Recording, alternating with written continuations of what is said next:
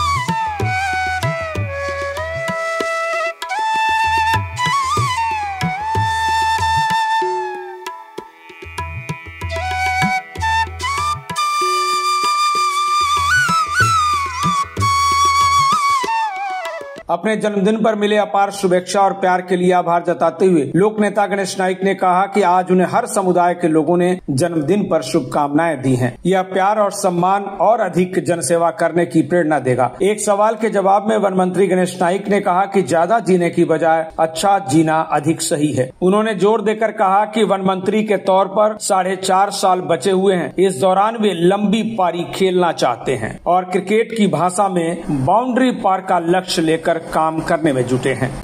माणसाचं आयुष्य वाढते ते नंबर असतं। ज्या माणसाची मानसिकता, म्हणजे मानसिक क्षमता, शारीरिक क्षमता, वैचारिक क्षमता ज्याला अभेद्य असते, अशा माणसाच्या वय वाढलं किंवा त्या ठिकाणी थकला भागला नसेल तर त्या गोष्टीला काही किंमत नाही। आता माणूस किती जगल्यापेक्षा कसा जगलाय महत्त्वाचं आहे। माणसाने किती कमवलं त्याच्यापेक्षा कसं कमवलं ते पण महत्त्वाचं आहे। ज्या कमवल्यानंतर लोकांमध्ये वाद प्रवाद निर्माण होतात अशा कमाईला काही किंमत नाही।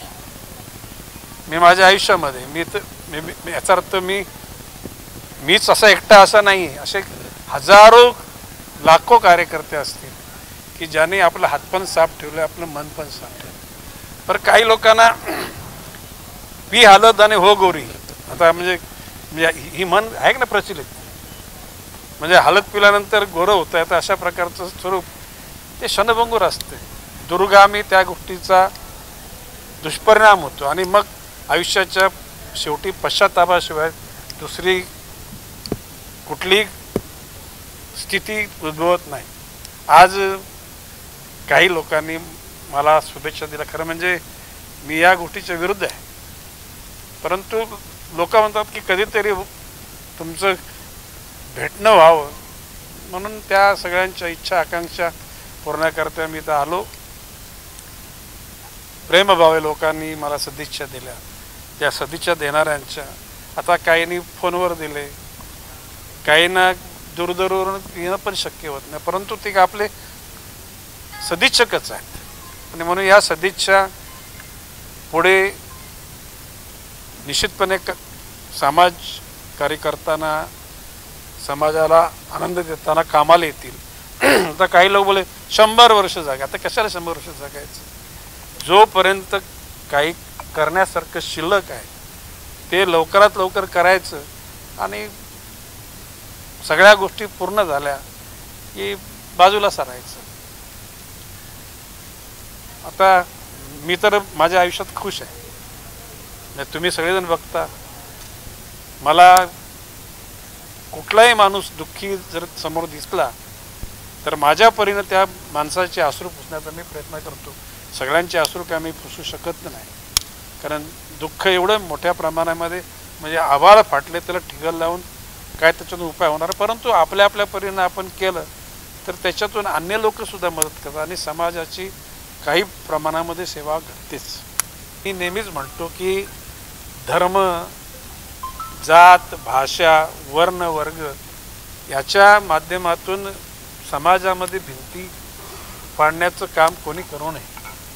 त्याच्यातून काही चांगला निघत नाही. माझं म्हणणं आहे की लिव्ह अँड लेट लिव्ह, जगा आणि जगू द्या. मानवतावादातून जर तुम्ही जीवन जगलात तर तुम्हाला जीवन जगताना सुद्धा आनंद. आणि मला कसल्या गोष्टीचं वावडं नाही. तुम्ही बघितलं असाल की माझ्यावर प्रेम करणारे हिंदू आहेतच, मुसलमान आहेत, ख्रिश्चन आहेत, जैन आहेत, शीख आहेत, किंवा चुकून काही ठिकाणात पारशी पण प्रेम करतात. आणि उत्तर भारतीय, दक्षिण भारतीय वगैरे कसं, शेवटी आपण भारतीय. आणि त्या निश्चितपणे महाराष्ट्रामध्ये मराठीचा सन्मान व्हायला पाहिजे, हे कोणी नाकारणार नाही, त्याला अग्रत धरणार. परंतु अन्य जे भाषिक लोक आलेत त्यांना सुद्धा आपण आपल्याबरोबर सामावून घेतलं पाहिजे. आपली संस्कृती त्यांनी जर जतन करण्याचं मंजूर केलं तर आपण त्या भावनेतून त्यांना जवळ केलं पाहिजे. आणि मी माझ्या आयुष्यात जवळ केले नाही. Bureau report, TV1 India. Latest updates और ताजा तरीन खबरों के लिए TV1 इंडिया लाइव को सब्सक्राइब कीजिए और नोटिफिकेशन पाने के लिए बेल आइकॉन को दबाना मत भूलिए.